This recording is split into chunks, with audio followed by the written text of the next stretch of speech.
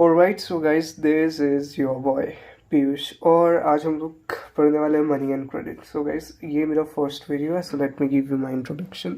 से मेरी आवाज़ तो बिल्कुल भी तुम लोगों को सीरियस लग नहीं रही होगी and even I am not serious. देखो, मेरा क्लास 10 हो चुका है and I got 90% in my class 10। तो ये जो कॉपी है ये मैंने समझाने के लिए रखी है and this is of course my notes.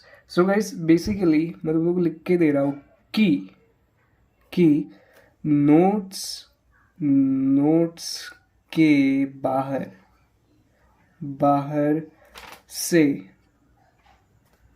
कुछ नहीं आएगा। ओके, नोट्स के बाहर से कुछ भी नहीं आएगा, ये तुम लोगों को जो है ध्यान में रखना है। So guys, this is my first video. आज हम लोग पढ़ने वाले हैं money and credit. Money and credit एक ऐसा चैप्टर है इकोनॉमिक्स का जो एक्चुअली बहुत ही ट्रिकी चैप्टर है, राइट। सो हम लोग चैप्टर शुरू करने से पहले कुछ बातें मैं तुम लोगों को बता दूं, because this is my first video. तुम लोग को एक क्लियर आइडिया है कि बेसिकली हम लोग करने के वाले हैं। सो गाइस देखो, हम लोग नोट्स के जो है आज 4-5 पेजेस कवर करेंगे। स्लोली हम लोग कवर करेंगे बिकॉज मैंने तो टॉपिक पढ़ रखा है बट तुम लोगों ने नहीं पढ़ रखा है टॉपिक, राइट। तो हम लोग एक एक पॉइंट जो है क्लियर करेंगे और उसके साथ साथ में बेसिकली ये जो नोट्स है ये वाले वो मैं तुम लोग को ना पीडीएफ के फॉर्म में दे दूंगा, सो दैट जब लेक्चर खत्म हो जाए तो तुम लोग ना एक्सेस कर पाओ और फटाफट से उसको प्रिंट करके तुम लोग पढ़ पाओ, right. Now the thing is कि हम लोग मनी एंड क्रेडिट से शुरुआत करते हैं। एज आई टोल्ड कि इसके बाहर से कुछ नहीं आएगा अगर तुम लोग समझ जाओगे। देखो, अगर तुम लोग कोई चीज़ टेस्ट करनी है तो फिर तुम लोग इसका एक वीडियो देख लो एंड देन आफ्टर दैट तुम लोग कोई भी वेबसाइट पे चले जाओ, कोई भी एमसीक्यू वाले साइट पे चले जाओ, तुम लोग देखोगे क्वेश्चन, तुम लोग को सारे क्वेश्चन आ जाएंगे बिकॉज तुम लोग पता होगा कि भाई ये सारी चीज़ें जो है ना नोट्स में दी है। सो गाइज, मैं तुम लोग को क्लियर कर दूं कि ये जो है इसका मतलब है कि यार देखो, ये टॉपिक्स है एंड इसके अंदर में हम लोगों ने चीज़ें रखी है। सो हम लोग शुरू करते हैं मनी एंड क्रेडिट से। सॉरी, आप लोगों को बहुत टाइम दे दिया मैंने।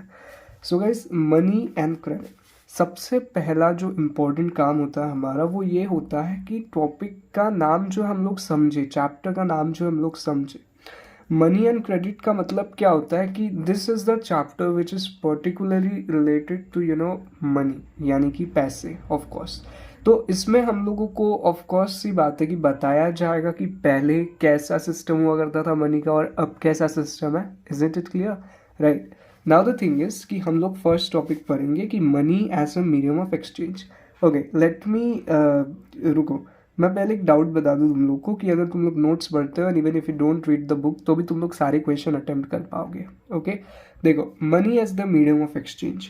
तो हम लोग को पता है कि देखो, हम लोग कोई भी ट्रांजैक्शन करते हैं, जैसे हम लोग अगर 10 रुपए के कुरकुरे लेने के लिए दुकान जाते हैं, शॉप जाते हैं।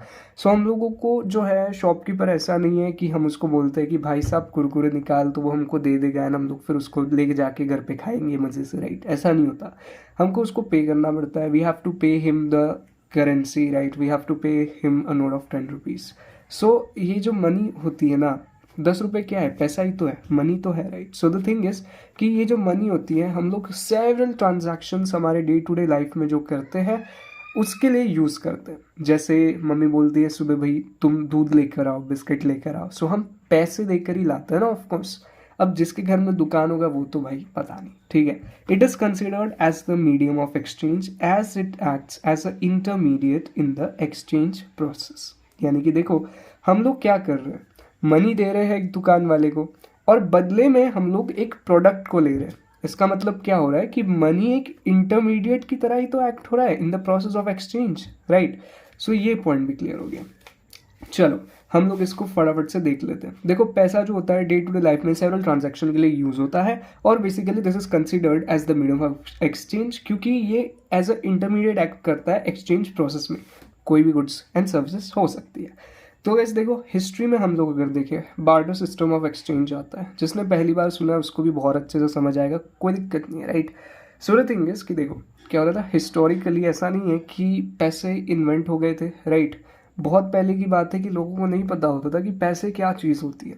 सो वो टाइम पे वो लोग क्या करते थे कि गुड्स एक्सचेंज करते थे बदले में, द शब्द इज कि देखो, फॉर एग्जाम्पल अगर हमको नहीं पता, ओके, तो मैं तुम लोग को बता दूँ बार्टर सिस्टम क्या होता है। बार्टर सिस्टम में जो होती है करेंसी यूज नहीं होती थी बहुत पुराने ज़माने में।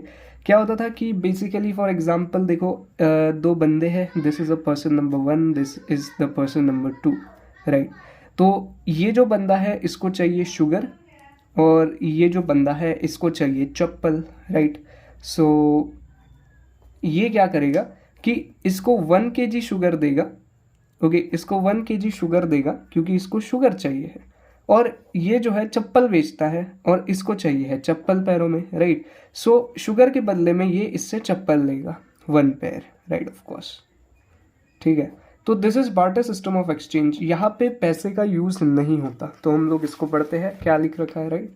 Before the use of money, यानी कि जब पैसे इन्वेंट नहीं हुए थे वहाँ पे पीपल फॉलो करते थे बार्टर सिस्टम ऑफ एक्सचेंज। अब ये सिस्टम में होता क्या था, in this system goods are directly exchange without use of money between 2 or more people who agree to exchange each other's goods। देखो, अब यहाँ पे ना गुड्स जो होते थे, यानी कि मैंने बोला जैसे एग्जांपल दिया तुम लोगों को कि भाई शुगर केन हो गया और ये हो गया चप्पल, right. So the thing is कि क्या होता था, ये सिस्टम में जो थे प्रोडक्ट डायरेक्टली एक्सचेंज होते थे। फॉर एग्जांपल देखो, मैं तुम लोग को बताता हूँ कि ये पेन है और ये स्केल है, मेरे पास पेन है, मेरे फ्रेंड के पास स्केल है, राइट। बट अब मुझे स्केल चाहिए क्योंकि मुझे पेन की ज़रूरत नहीं है, और मेरे फ्रेंड को पेन चाहिए क्योंकि उसको स्केल की ज़रूरत नहीं है। तो हम लोगों ने इसको एक्सचेंज कर दिया, राइट। हम लोगों ने इसको बिना पैसे के जो है एक्सचेंज कर दिया। This is the barter system of exchange. Real life example भी दे दिया मैंने तुम लोग को।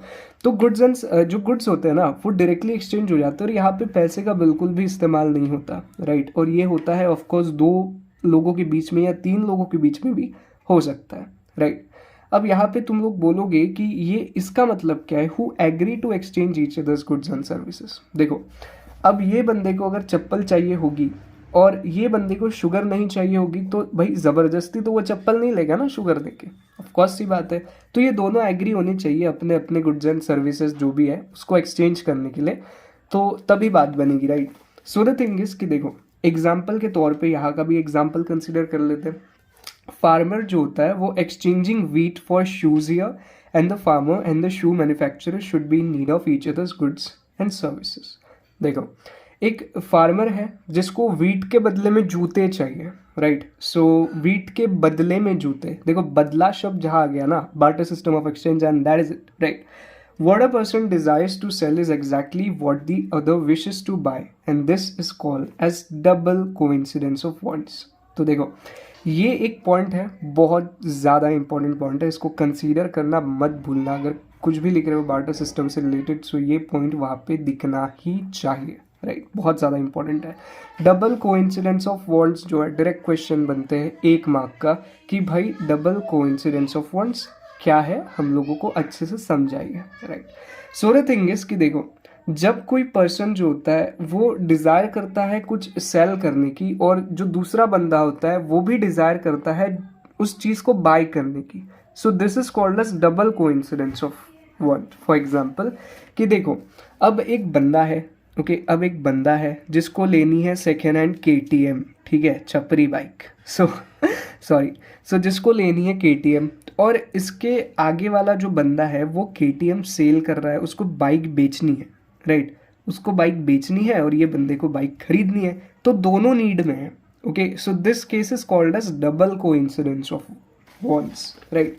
सो ये बहुत ज़्यादा एक इंपॉर्टेंट टॉपिक है। देखो, अब बार्टर सिस्टम में एक ड्रॉबैक होता था कि lack of double coincidence of wants, यानी कि क्या, कि हो सकता है कि भाई इसको KTM खरीदनी हो बट इसको बेचनी ना हो, ठीक है। तो ये एक ड्रॉबैक है। ड्रॉबैक यानी कि अब समझ लो कि भाई पैसे तो यूज़ हो नहीं रहे, ठीक है।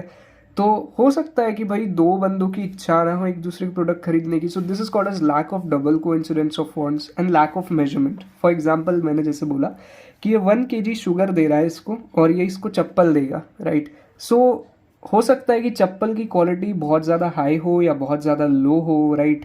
तो हो सकता है कि 1 kg ऑफ द शुगर जो है वो एक वैल्यूएबल डील हो या एक अनवैल्यूएबल डील हो, समझ रहे हो तुम लोग, ठीक है। तो ये दोनों जो है ना, ये एक तरीके से तुम लोग बोल लो कि ड्रॉबैक है। वैसे ये पूछता है नहीं, बट फिर भी मैंने बता दिया तुम लोगों को। The use of money eliminated the need of double coincidence of wants, and money was accepted as the common medium of exchange. तो देखो, अब क्योंकि लोग जो है मनी के इन्वेंशन के बाद में, करेंसी के इन्वेंशन के बाद में मनी यूज करने लग गए as the medium of exchange, तो इसने एलिमिनेट कर दिया the need of double coincidence of funds. Double coincidence of funds क्या होता है अगेन, कि भाई एक बंदा जो होता है अगर किसी चीज को सेल कर रहा है, अगर दूसरा बंदा वही चीज को, सेम चीज को लेने के लिए तैयार है, तब उस चीज को डबल कोइंसिडेंस ऑफ फंड्स कहेंगे, राइट। तो देखो, जब मनी आई तो भाई डबल कोइंसिडेंस ऑफ फंड्स का सिस्टम ही खत्म हो गया। क्यों? क्योंकि भाई अगर ये बंदे को कोई चीज खरीदनी है तो वो डायरेक्टली उसको कैश दे करके वो चीज खरीद लेना, है ना, एक्सचेंज क्यों करे अपने प्रोडक्ट्स को, राइट। सो ये एक बड़ा बदलाव था मनी के इन्वेंशन के बाद से। और इसके बाद में मनी जो है ना, ये एक्सेप्ट करने लग गए लोग as a common medium of exchange. मतलब अब बार्टर सिस्टम जो है एलिमिनेट हो गया था। लोग चीज़ों के बदले में चीज़ें नहीं लेते थे, बल्कि पैसे दे करके चीज़ें लेते थे। So this was the first page. काफ़ी ज़्यादा हम लोग स्लो गए हैं फर्स्ट पेज में, because this is the first video. इसके बाद में अगर जो है हम लोग वीडियो बनाएंगे, सो उसमें हम लोग बहुत ज़्यादा पेस से ट्राई करेंगे कि कवर करें। बहुत ज़्यादा लंबा चैप्टर है ये, बट कोई बात नहीं, हम लोग बड़े सिंपल तरीके से इसको समझ लेंगे। आफ्टर दिस तुम लोगों को पीडीएफ डाउनलोड करना है, उसको प्रिंट करना है, क्योंकि तुम लिखते बैठोगे तो फिर तुम लोगों को टाइम लग जाएगा, right. So thank you so much.